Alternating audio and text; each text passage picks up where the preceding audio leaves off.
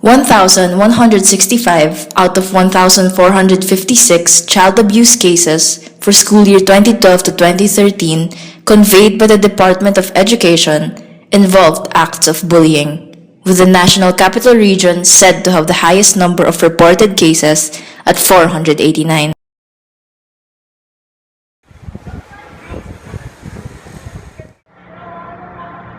Ang bullying ay isang issue sa ating lipunan na karaniwang isinasantabi.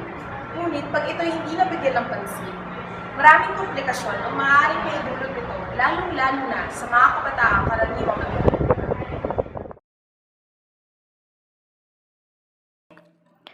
On September 12, 2013, President Aquino signed into law Republic Act No. 10627 or the Anti-Bullying Act of 2013, which prohibits bullying or any severe or repeated act which has any of the following effects: causing physical or emotional harm, creating a hostile environment at school, infringing on another's rights, and substantially disrupting the orderly operation of a school.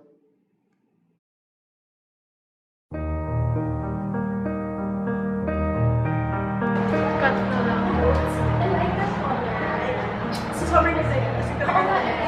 Kaya tinawag, try mo yung lipstick mo.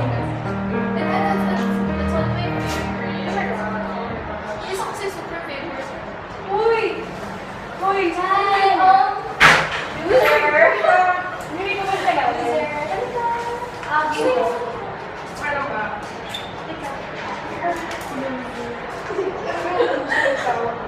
There's uro. Gusto mo na Meron ba?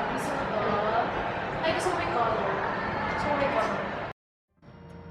Ang unang insidente na pinaglaruan ng makeup mukha ko.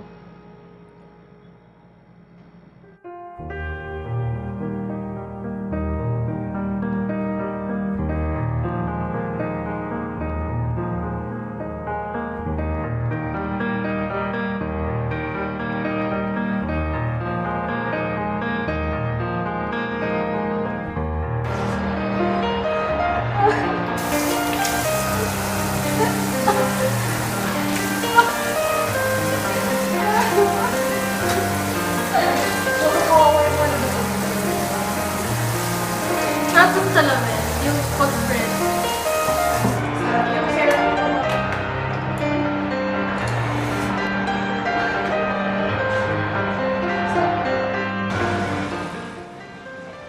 Sadyang binabangga pa ako habang naglalakad.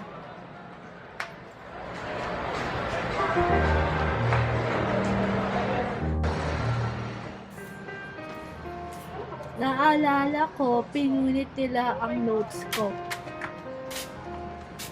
Sobrang kulang ko.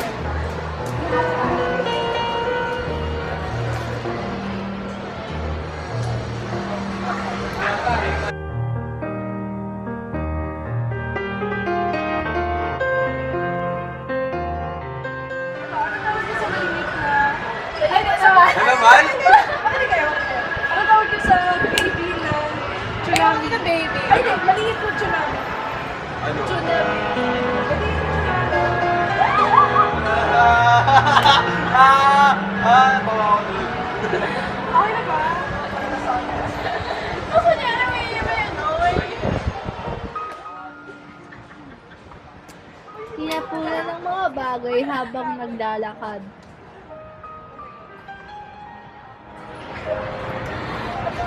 Ayun.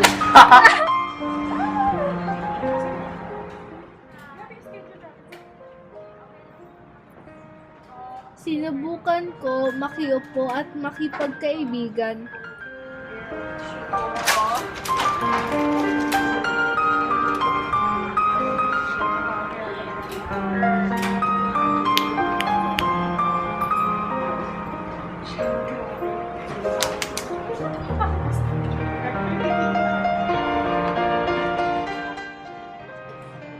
Ngunit ninakawan pa ako.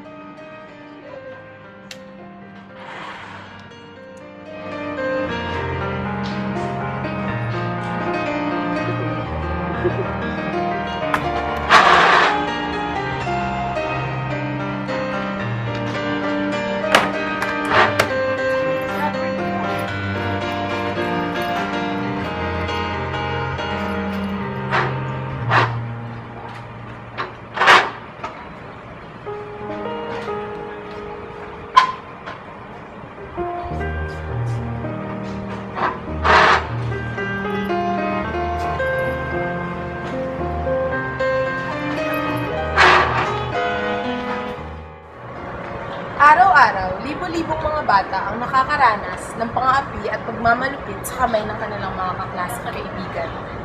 Magsama-sama tayo upang masugpo ang problemang ito. Huwag mong unsinte, itigil ang bullying.